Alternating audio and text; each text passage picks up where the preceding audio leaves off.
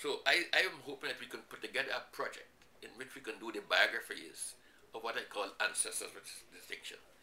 Now, some of those same ancestors, I have listed 15 of them. In fact, more than 15. I've listed in this little book I have called PNC Burnham and Beyond, okay? And let me give you an idea of the sort of people that I would like to have short biographies, about 2 pages, 3 pages, okay? Um, Gershon Brown. Now, Gershon Brown, who's Gershon Brown? Gershon Brown was born in 1890 something. He fought in the First World War with the Caribbean soldiers, okay? And he lived to be over 100 years and has told the story of his life, okay, as a soldier and of the First World War with the West Indian Regiment. There's the Reverend Theophilus Peters, who was a lawyer but also a minister of the St. Peter's Church in what's the name of the street by Catholic Street, Catholic Church. He was a minister of, and one of the outstanding ministers of the Congregational Methodist Church. I don't know which it was, okay? Claude Denbo, League of Colored Peoples, okay? Vigilance, or H. Nicholson. He taught at Queen's College, but he was a person that made the PNC the party that it became, okay? He was a Marxist and a socialist, okay? And he moved the party left and made Burnham become basically Prime Minister of Guyana, okay? But he also belongs to a very an iconic family. He had 2 brothers. One was C.C. Nicholson, who was the director of medical services in Guyana. You might remember him. And the other was J.A. Nicholson, right? Whose children went to school with me, right? So they had these 3 brothers, J.A. Nicholson, C.C. Nicholson, and H. Nicholson, who was the vigilance and the radical of those brothers, okay? Forbes Burnham, of course, who became Prime Minister. James Phillips Gay, trade unionist and politician. I have a number 7, Iris Leach. Now, I don't know if you remember Mrs. Leach, but she was the creator of Kaitukian Steel Band. When Steel Band was considered to be made up of thief men and ragamuffin people, she created one of the great steel bands of the 1950s, the Kaitukian Steel Band. She was also, I think, in the Girl Guides, and was one of the head of the Girl Guides movement of the time. She has a daughter, Joy Leach, Joy Leach's mother, right? And I think she's also one of the great ladies of that time. Winifred Gaskin also everybody knows about, and Lynette Dolphin, who taught music at Queen's College, and is also an icon, belongs to the Dolphin family. She and her sister Celeste Dolphin, okay? E.R. Burroughs, of the Working People's Art class, and taught art also at Queen's College. Okay, he was a Barbadian. If you don't know where the Guyanese. He come from Barbados and taught at Queen's in Guyana. Outstanding pioneer of the arts in Guyana. Okay, Frederick Mahaika is probably one of the most legendary of our diamond seekers, golden diamond seekers. Okay, I think he has a daughter still living in New York. Okay, but he made a whole heap of money as a diamond seeker in gold and diamonds, and he has now died. Some people said he squandered his money because he spent a lot of it in horse racing and horse. But he did build try to put up some mills in Guyana, meaning rice mills and whatnot. Okay? H.S. Seymour was a poet and man of culture in Guyana. I'm talking here of ancestral distinction, that they have now all died, okay? But I think we need to know the biographies of these people. R.C.G. Potter, another great guy, wrote the words or the music, I can't remember which one of the national anthem, and there's the teacher's college is named after him. He's one of them people who was, because he was black, he could only be deputy. You know, he could never be the director of education. He could never be the principal of Queen's College. He could never be nothing. He got to be the deputy. Why? Because he came from an age where only white people could hold those positions, and that was R.C.G. Potter.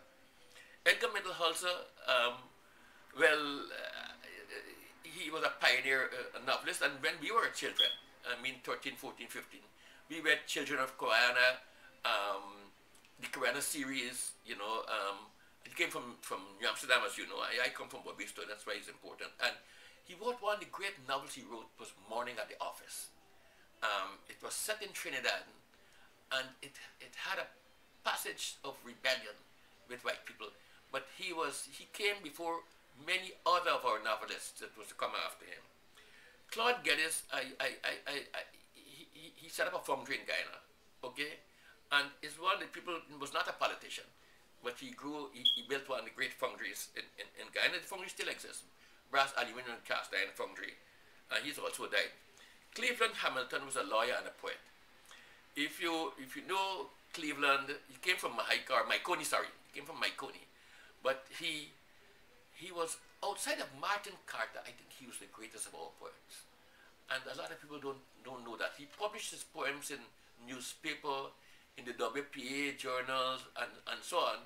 And he liked to lime and talk, but he's one of the people who came out of education and studied law, one of the great old men. And I think also the life of somebody like Cleveland Hamilton should be told.